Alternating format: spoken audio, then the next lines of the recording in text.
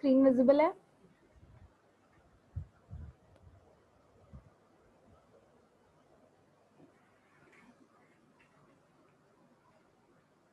Okay, so causes क्या है increasing returns के? Let's check out that. So first cause is fuller utilization of fix factors. अब हमें पता है वेरिएबल प्रोपोर्शन में हमने पढ़ा था कि कुछ फैक्टर्स वेरिएबल होते हैं, यानी एक फैक्टर्स यहाँ पे लॉ वेरिएबल प्रोपोर्शन में स्पेसिफिकली एक फैक्टर को ही वेरिएबल मान के बाकी सबको फिक्स मान लिया था. ठीक है, तो ये माना गया है कि देखो इनिशियल स्टेज पे तो हम पूरा इस फिक्स फैक्टर को, जो कि जैसे कि हमने यहाँ पे इस ग्राफ में मैं आपको वापस ले जाती हूँ या ये टैबुलर वाले पे ले जाती हूँ. देखो मैंने आपको बताया था कि लैंड क्या है, लैंड वो एक पूरा लैंड है. ठीक है, पूरा एक पीस ऑफ लैंड है जहाँ पे के या तो एक लेबर प्रोड्यूस कर सकता है, दो जिसकी कैपेसिटी होगी कुछ ना, जिसकी कैपेसिटी मान लो 20 लेबर की है. ठीक है, कैपेसिटी भी तो होती है ना फिक्स रिसोर्सेज की अपनी, तो इसकी कैपेसिटी 20 लेबर की है. अब यहाँ पे अगर एक लेबर प्रोड्यूस कर रहा है या दो कर रहा है, कर तो एक या दो भी सकते हैं, कर तीन भी सकते हैं, कहाँ तक कर सकते हैं? 20 तक, जब तक नहीं हो जाते तब तक लेबर इसमें आ सकते हैं. अब इसको इसकी जब कैपेसिटी 20 लेबर की है तो ये फुल्ली यूटिलाइज कब माना जाएगा? कब माना जाएगा कि लैंड जो है पूरी कैपेसिटी में यूटिलाइज हुआ है? जब इसमें 20 लेबर आ जाएंगे. यानी जैसे जैसे लेबर बढ़ते जाएंगे, ठीक है, वैसे वैसे इसकी कैपेसिटी क्या है, बेटर यूटिलाइज होती जाएगी. तो यही ये पहला पॉइंट पे अगर हम वापस जाएं तो ये पहला पॉइंट यही कह रहे हैं हमसे कि fuller utilization of the fixed factor, यानी कि in the initial stages fixed factor remains under utilized. सबसे पहले अगर जब हमारे उस केस में जब 20 यूनिट ऑफ लेबर की कैपेसिटी थी उस पर्टिकुलर पीस ऑफ लैंड में, तो एक ही लेबर था, तो यानी उस टाइम पे या जब दो लेबर थे, तीन लेबर थे, तो उस टाइम पे land piece of land was under utilized. But as and when the labour will increase the land will be more efficiently utilized. ठीक है, तो fuller utilization of fix factor, right. Second is increase efficiency of the variable factor.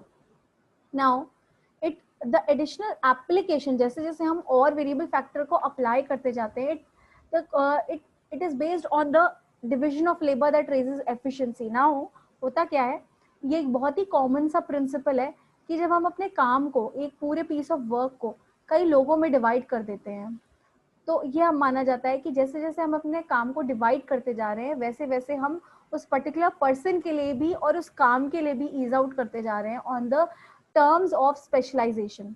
तो जब वो एक इंसान पूरा काम करेगा तो उतने अच्छे से नहीं होगा, जब उसी काम को 10 लोग कर लेंगे तो वो हर एक पीस ऑफ वर्क पे ज्यादा कॉन्सेंट्रेट कर पाएंगे, ज्यादा स्पेशलाइज हो पाएंगे. तो ये माना जाता है कि एफिशिएंसी उस पर्टिकुलर लेबर की उस पर्टिकुलर काम के लिए बढ़ जाएगी. सो यहाँ पे डिवीजन ऑफ लेबर की बात हो रही है कि division of labour is leading to specialization. ये तो हमने एचआर में कॉन्सेप्ट पढ़ा होगा. सो यही यही बात वो भी कर रहा है कि जैसे जैसे हम वेरिएबल फैक्टर को इंक्रीज करेंगे it will lead to specialization. ठीक है, because of division of labour, क्योंकि लेबर इंक्रीज हो रहा है. सो एमपी भी क्या होगा, इट विल ऑल्सो राइज. इसलिए आपने इंक्रीजिंग रिटर्न स्टेज पर देखा होगा कि MP started increasing on the first hand. So ये इंक्रीजिंग रिटर्न्स हो गए, कॉजेज ऑफ इंक्रीजिंग रिटर्न्स. ठीक है, now causes of diminishing returns. Causes of diminishing returns क्या है, let's see. So fixity of the factor, ये डिमिनिशिंग रिटर्न का factor है ना. होता क्या है, जब जैसे जैसे variable factor is to fix factor बढ़ाते जाते हैं हम लोग, यहाँ पे हमने अपने केस में लेबर को बढ़ाता गया था और फिक्स फैक्टर हमारा लैंड था. अब क्या होता है, मैंने बताया जैसे उसकी 20 लेबर की कैपेसिटी थी, अब एक स्टेज ऐसा आया जब लेबर क्या हो गया, 20 से 22 हो गया, पहले 21 हुआ, फिर 22 हुआ, फिर 23 हुआ. अब क्या कर रहे हैं, अब कैपेसिटी, बेस्ट कैपेसिटी जो लैंड की थी वो 20 लेबर की थी, अब वो उससे बढ़ाते जा रहे हैं. यानी हम क्या कर रहे हैं, बहुत ज्यादा बर्डन डाल दे रहे हैं उस फिक्स फैक्टर पे. सिमिलरली अगर एक मशीन है जिसकी रिक्वायरमेंट है कि उसको 4 लेबर मिलके चलाएं, अब उस 4 के बदले हम 5 दे देंगे, 6 दे देंगे, तो वो मशीन कहीं ना कहीं प्रॉपरली यूटिलाइज नहीं हो जाएगी और उसको बर्डन कर देंगे. सो यहाँ पे ओवर यूटिलाइजेशन की बात आ रही है. तो इंक्रीजिंग रिटर्न का कॉज क्या था, अंडर यूटिलाइजेशन, और डिक्रीजिंग रिटर्न का क्या कारण हो गया, हमने इतना बढ़ा दिया कि अब ओवर ही यूटिलाइजेशन हो गया. ठीक है, and this caused the reason for the diminishing returns. Next, imperfect factors substitutability, इसका क्या मतलब है कि देखो सारे फैक्टर्स आपस में सब्स्टिट्यूट नहीं हो सकते। हम ये नहीं मान सकते कि एक कैपिटल को हमें सब्स्टिट्यूट करना है तो लेबर, हम जैसे जैसे लेबर अपना बढ़ाते जाएंगे, यानी फिक्स्ड वेरिएबल को हम देखो वेरिएबल को बढ़ाते जाएंगे तो फिक्स मींस जो फिक्स फैक्टर है वो भी क्या होता जाएगा, उसको सब्स्टिट्यूट कर रहा है वेरिएबल। यानी देखो कैपिटल हमने नहीं बढ़ाया, हमने लेबर बढ़ाता गया, क्योंकि हम ये मान रहे हैं कि शॉर्ट रन में हम दोनों को नहीं बढ़ा सकते। तो भाई एक लिमिट होगी, एक सीमा होगी ना जहां तक लेबर एफिशिएंटली यूटिलाइज कर पाएंगे। वो कैपिटल की तो जगह नहीं ले सकता, वो मशीन की तो जगह नहीं ले सकता ना लेबर।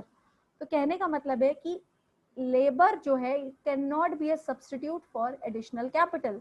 तो यानी जब ऐसी सिचुएशन आ जाएगी कि फर्म को कैपिटल की जरूरत होगी तो ज्यादा लेबर बढ़ाते रहने से कुछ नहीं हो जाएगा, प्रोडक्शन ज्यादा नहीं हो जाएगा, हमें कैपिटल को बढ़ाना ही पड़ेगा। यानी labour can not be a substitute for capital, ये बात था। इसी वजह से जब ऐसा नहीं होता और लेबर को बढ़ाया जाता है और कैपिटल रिमेन्स फिक्स, तो हो जाता है क्या, decreasing returns. So these were the causes of diminishing returns.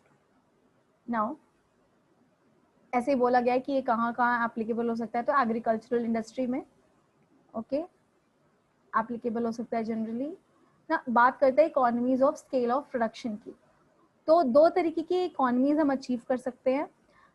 पहली बात, स्केल ऑफ प्रोडक्शन की बात कहाँ होती है, सबसे पहले तो ये देखते हैं, स्केल ऑफ प्रोडक्शन की बात होती है लॉन्ग रन प्रोडक्शन फंक्शन में। ठीक है, लॉन्ग रन प्रोडक्शन फंक्शन में स्केल ऑफ प्रोडक्शन की बात होती है। यहाँ पे हम ये बोलते हैं कि जब हम एक साल से ज्यादा के पीरियड में हैं तो ये हम अज्यूम कर लेते हैं कि सारे ही जो हमारे रिसोर्सेज हैं, सारे ही जो हमारे इनपुट्स हैं, चाहे वो लेबर हो, चाहे वो कैपिटल हो, चाहे वो लैंड हो, कुछ भी हो, इट बिकम्स वेरिएबल।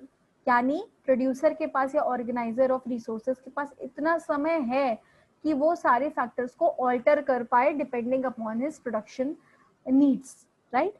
तो सारे फैक्टर्स वेरिएबल हो जाते हैं। तो यहाँ पे फिक्स्ड की बात तो आती ही नहीं है, फिक्स्ड को तो भूल ही जाओ। यहाँ पे each and every input is variable in nature. ठीक है, इसकी बात हम लॉन्ग रन प्रोडक्शन फंक्शन में इसीलिए करते हैं। सो ये बोलते हैं कि लॉन्ग रन प्रोडक्शन फंक्शन में या तो हमारी इकोनॉमीज होंगी या हमारी डिस इकोनॉमीज होंगी। इकोनॉमीज का क्या मतलब है, इकोनॉमीज का लिटरल मीनिंग क्या होता है, कोई बता सकता है आप दोनों में? सिमरन, श्रेया, आप दोनों में से कोई बता सकता है इकोनॉमीज का क्या मतलब है?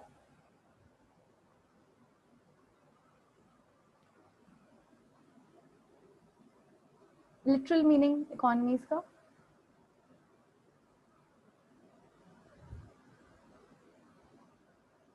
बहुत ही इजी मीनिंग है इसका, हम इसको जनरली यूज भी करते हैं। Okay, very good very good. Economies का आपने, ठीक है, आपने मीनिंग इकोनॉमिक्स के टर्म्स में बता दिया। मैं एक लिटरल मीनिंग पूछ रही थी। इकोनॉमीज का बेसिकली जो मतलब होता है वो होता है एडवांटेजेस। यानी यहाँ पे हम स्केल ऑफ प्रोडक्शन के केस में उसके एडवांटेजेस कब होंगे या डिसएडवांटेजेस कब होंगे, इसकी हम स्टडी कर रहे हैं। ठीक है, या तो स्केल प्रोडक्शन का, स्केल प्रोडक्शन यानी जब हम लॉन्ग रन में प्रोड्यूस कर रहे हैं और प्रोडक्शन को इंक्रीज कर रहे हैं, तो या तो उसके कुछ एडवांटेजेस होंगे या कुछ डिसएडवांटेजेस होंगे। पहले हम एडवांटेजेस को देखते हैं। तो देखो, when the scale of production is increased up to a point, one gets economies, यानी one gets advantages of the scale production. उसके बाद क्या हो जाता है, diseconomies set to follow, यानी कि डिस इकोनॉमीज आ जाते हैं। देखो जैसे हमने शॉर्ट रन में भी पढ़ा कि टोटल प्रोडक्ट इंक्रीज हो रहा था up to a certain point, फिर उस पॉइंट के बाद वो डिमिनिशिंग या नेगेटिव रिटर्न्स ले आया था, राइट, ये पढ़ा था हमने। ऐसे ही यहाँ पर भी वही बात है, up to a certain point हमें इकोनॉमीज ऑफ स्केल प्रोडक्शन होगा, उसके बाद हमें डिस इकोनॉमीज होने लगेगा, राइट। सो इकोनॉमीज और डिस इकोनॉमीज दो कैटेगरीज में हम बांट सकते हैं, दोनों को ही। इकोनॉमीज को भी हम इंटरनल डिस इकोनॉमीज और एक्सटर्नल डिस इकोनॉमीज मान सकते हैं। ठीक है, इकोनॉमीज को हम इंटरनल और एक्सटर्नल में बांट सकते हैं, सिमिलरली डिस इकोनॉमीज को हम इंटरनल और एक्सटर्नल में बांट सकते हैं। अब ये इंटरनल और एक्सटर्नल है क्या? बेसिकली इंटरनल का मतलब है फर्म के अंदर की बात हो रही है, यानी विद इन द फर्म की बात हो रही है, with in the context of that particular firm क्या क्या एडवांटेजेस हो सकते हैं। जब हम वो फर्म की बात नहीं करके पूरी इंडस्ट्री की बात करते हैं तो हम एक्सटर्नल इकोनॉमीज की तब हम उसको बोलते हैं कि एक्सटर्नल इकोनॉमीज हुई, यानी जब हमारी इकोनॉमीज या एडवांटेजेस ऑफ प्रोडक्शन हो रहा है scale production, but it is due to the external factors other than the factory itself, तब क्या हो जाता है, एक्सटर्नल इकोनॉमीज हो जाता है। और जब वो फैक्ट्री की खुद के रीजंस की वजह से इंक्रीज हो रहा है तब वो इंटरनल इकोनॉमीज हो जाता है। ठीक है, so internal economies of scale are those economies which are internal to the firm, यानी वो फर्म की खुद के एडवांटेजेस की वजह से होता है। माइट भी उसके लेबर इतने एफिशिएंट हो, देखो अगर लेबर एफिशिएंट है तो वो किसी पड़ोसी फर्म की वजह से तो है नहीं, वो हमारे खुद के फर्म की वजह से है। सिमिलरली अगर हम बेटर टेक्नोलॉजी का यूज कर रहे हैं, हम यूज कर रहे हैं, कोई और फर्म नहीं यूज कर रहा है, तो इन दैट केस भी वो हमारी इकोनॉमी हो गई, right. So it stage with in the, या हमारा मैनेजमेंट बहुत अच्छा है, हमारे मैनेजर्स बहुत अच्छे हैं, एक्सपर्टीज नॉलेज है उनको, तो उस केस में हमें इंटरनल इकोनॉमीज होंगी। कहने का मतलब है these economies they arise with in the firm. ठीक है, ये एडवांटेजेस हमको फर्म में हो रहे हैं और विद इन द फर्म ही ये एडवांटेजेस हम रीप कर रहे हैं, राइट, फर्म के खुद के बदौलत हो रहे हैं। So as a result of increasing the scale of output of the firm. ठीक है, सो a firm secures these economies from the growth of the firm independently। यहाँ पे केवल फर्म ग्रो कर रहा है और फर्म की वजह से ही फर्म को फायदा हो रहा है, बेसिकली अपने खुद की वजह से अपने को फायदा हो रहा है, यहाँ पे ये बात हो रही है economies of scale, internal economies of scale में।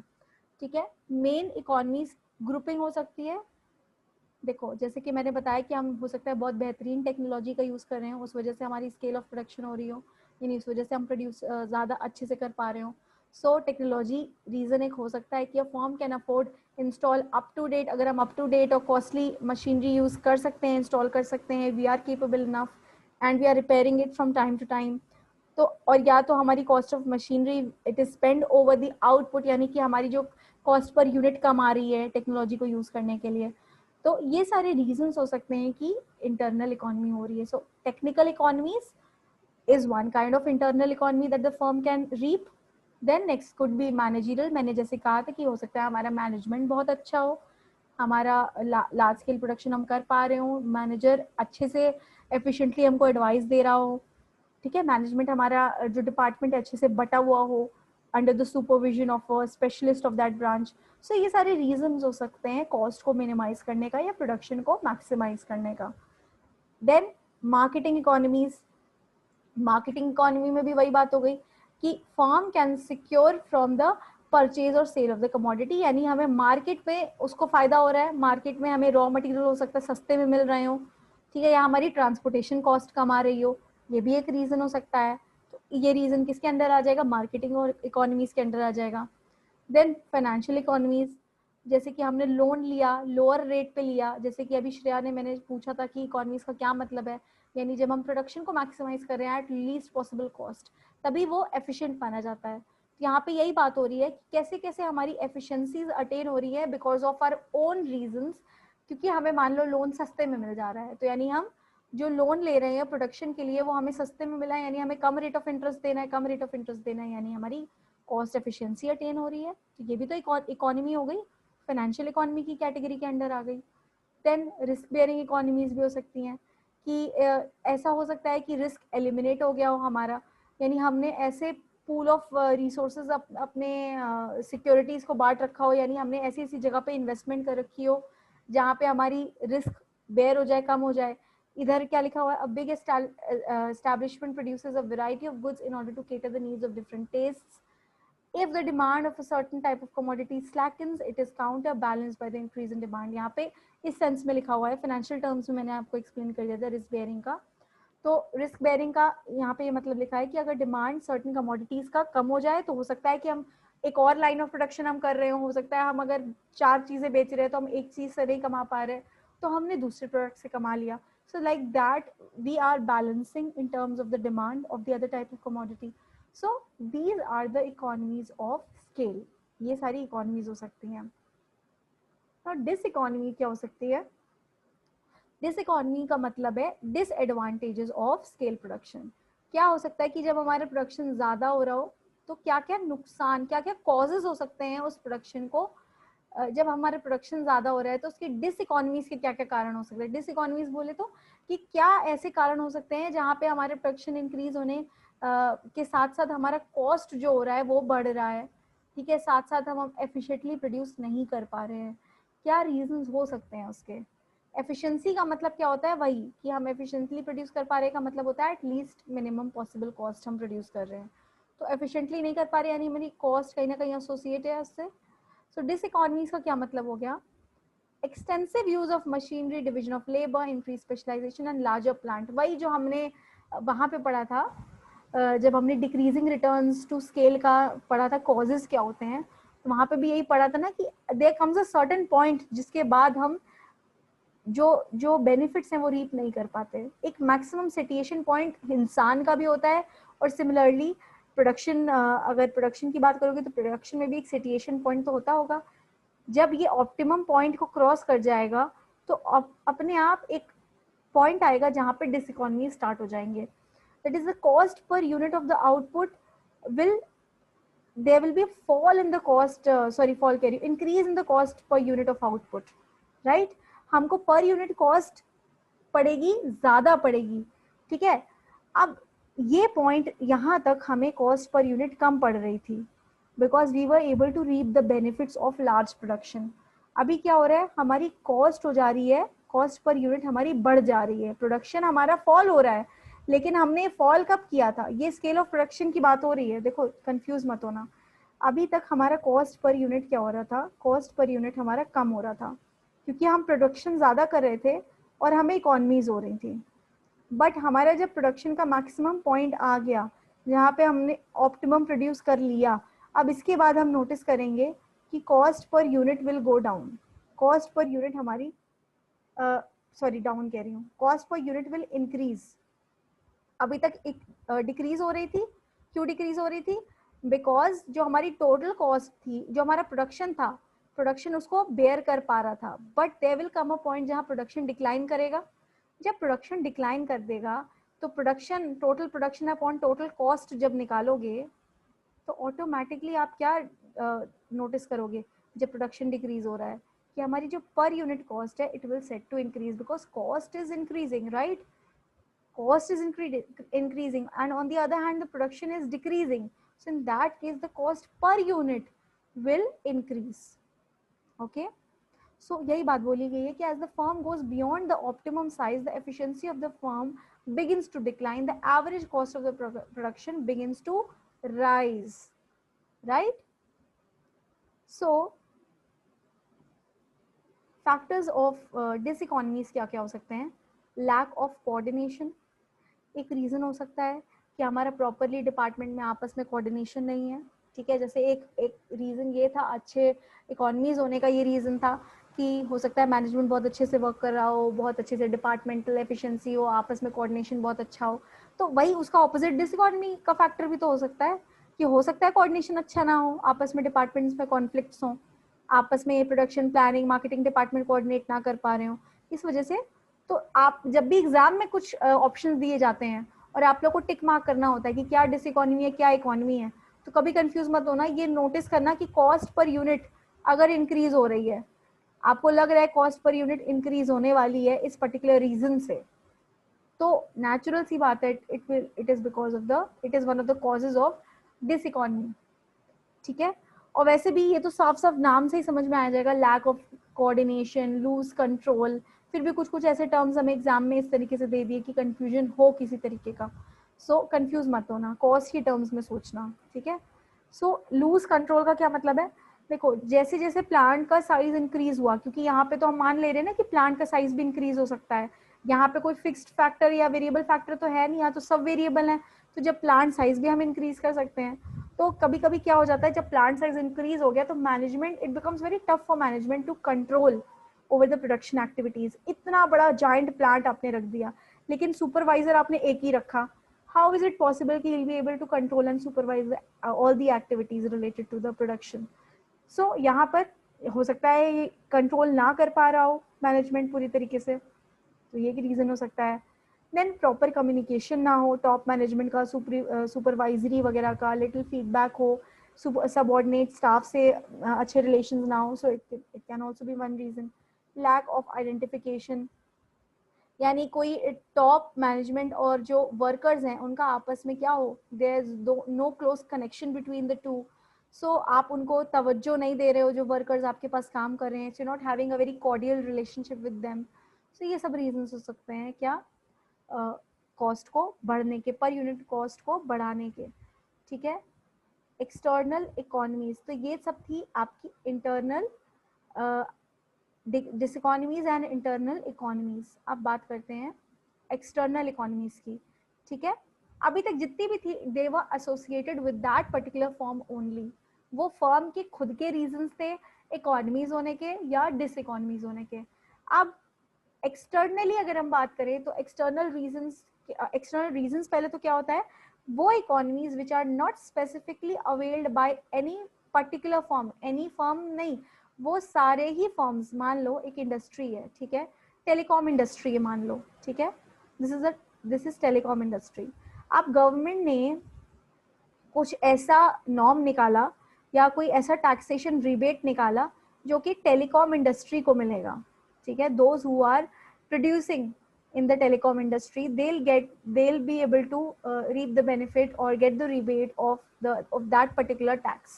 उनको उस पर्टिकुलर टैक्स से रिबेट मिलेगा। मान लो कॉर्पोरेट टैक्स उनका डिक्रीज कर दिया, मान लो एग्जाम्पल के तौर पे बोल रही हूँ, ठीक है। अब उस केस में जितनी भी टेलीकॉम फर्म्स हैं, चाहे वो रिलायंस हो, चाहे वो एयरटेल हो, चाहे वो वोडा हो, चाहे वो आइडिया हो, आइडिया तो चलो बिक गया है, मर्ज हो गया उससे, तो कहने का मतलब है जितने भी कंपनीज होंगी जो भी टेलीकॉम इंडस्ट्री में हैं, उन सबको वो फायदा होगा जो गवर्नमेंट ने किया। अगर उसने टैक्स में छूट दी तो वो सबको मिलेगी, ठीक है, सारे ही इंडस्ट्री के लोगों को मिलेगी।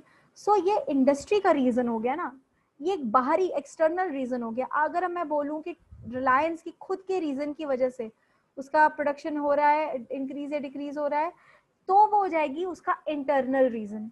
जब मैं बोलूंगी it is not because of Reliance only but because of the government which is leading to increase the scale of production या reduction in the cost per unit, तब वो हो जाता है एक्सटर्नल रीजन या external economies.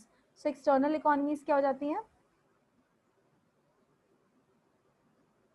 So external economies क्या हो जाती हैं? They are not related to any particular firm से रिलेटेड नहीं होती, rather these accrue to all the firms in an industry as the industry expands। तो जब इंडस्ट्री एक्सपैंड होगी, इंडस्ट्री के साथ अच्छा होगा तो इन सबके साथ अच्छा होगा।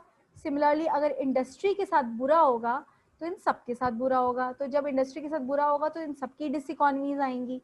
अब ये इनकी पर्सनल तो रीजन की वजह से नहीं है, ये बाहरी रीजन की वजह से है, इसीलिए दे आर एक्सटर्नल। सो क्या क्या हो सकते हैं इकोनॉमीज के रीजन? लोकलाइजेशन हो सकता है, जैसे आपने सोशली आपने ये चीज़ आपने पढ़ा होगा, क्या कहते हैं, लोकलाइजेशन वगैरह वाले फैक्टर्स पढ़े होंगे जब आपने पढ़ा होगा स्पेशल इकोनॉमिक जोन्स के बारे में। तो वहाँ पर क्या होता है, स्पेशल इकोनॉमिक जोन्स में जितनी भी इंडस्ट्रीज होती हैं उनको क्या मिलता है, उनको टैक्स रिबेट मिलता है जो कि उस पर्टिकुलर जोग्राफिकल लोकेशन के अंदर होती हैं। तो गवर्नमेंट उनको क्या देती है, रिबेट देती है, कंसेशन देती है। तो ये क्या है, स्पेशल इकोनॉमिक जोन्स वालों को क्यों होता है? Because they are located in that particular reason.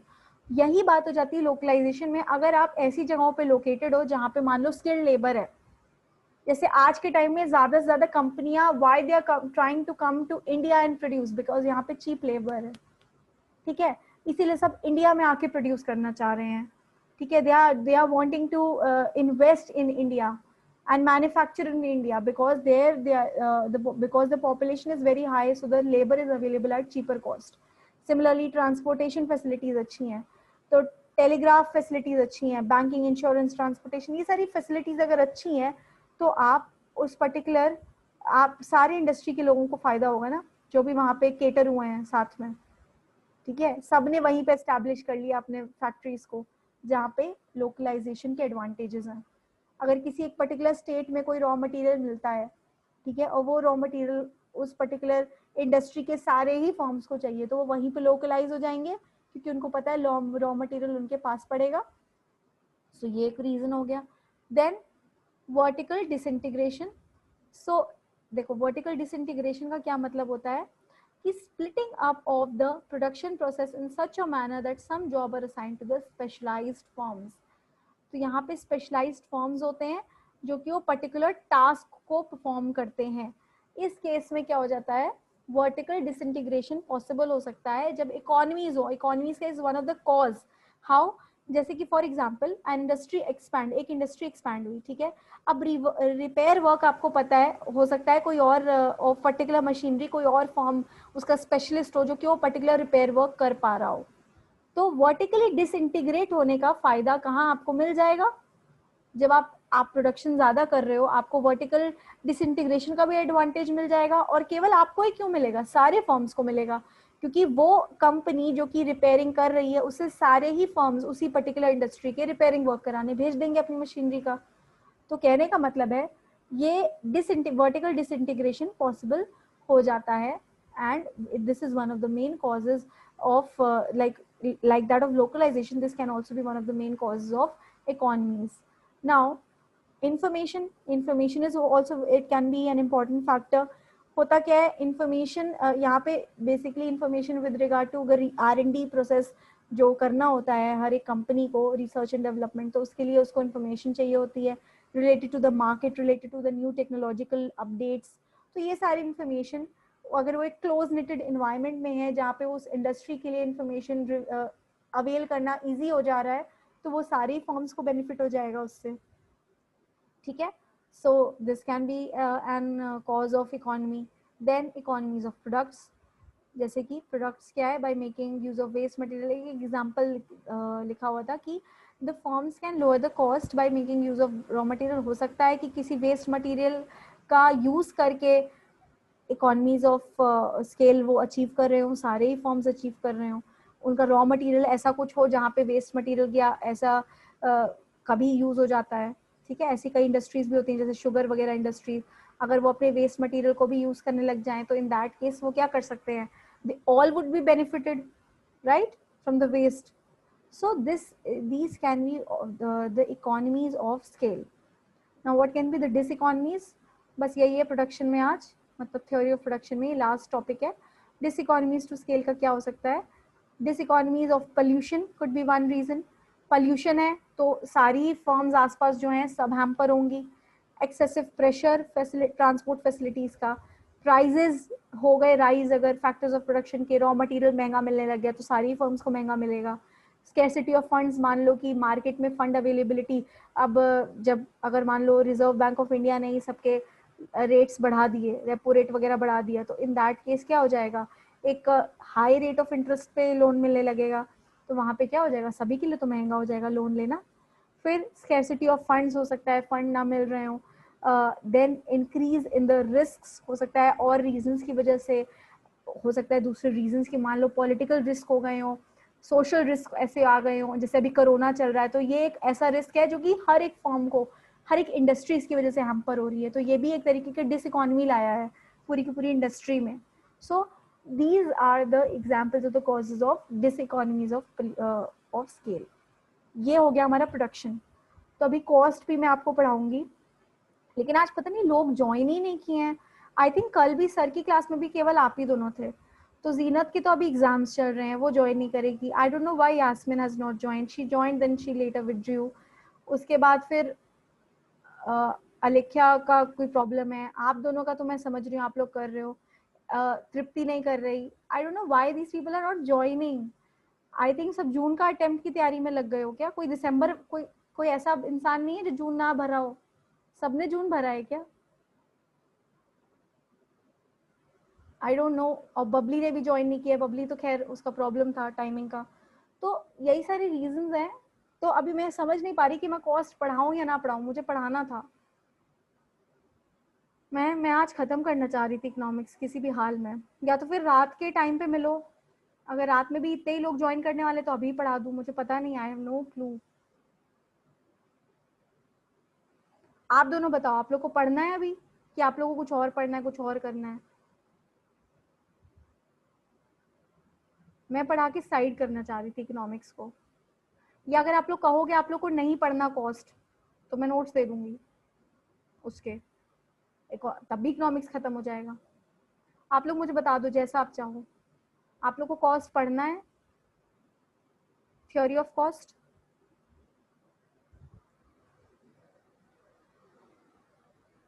आप लोग कहोगे मैं नोट्स दे दूंगी डायरेक्ट? आप ही दोनों हो, आप ही दोनों से पूछ रही हूँ। नोट्स दे दूं केवल, ताकि खत्म हो इकोनॉमिक्स अब? ठीक है, तो मैं उसके नोट्स दे दूंगी। इन केस नोट्स के बाद अगर कोई कंफ्यूजन आती है उस टॉपिक पे तो आप लोग मुझे बता देना। अब नेक्स्ट टाइम मैं इकोनॉमिक्स के साथ आपको नहीं मिलूंगी, next time we will come up with the other subject. ठीक है, तो हम दूसरा सब्जेक्ट स्टार्ट करेंगे, राइट? Okay then, see you in the next class. And ये नोट्स मैं अभी आपको कॉस्ट के दे देती हूँ, अभी तुरंत दे देती हूँ, ग्रुप पे डाल देती हूँ, या आप दोनों को पर्सनली दे देती हूँ। ठीक है, ओके, चलो फिर बाय, टेक केयर।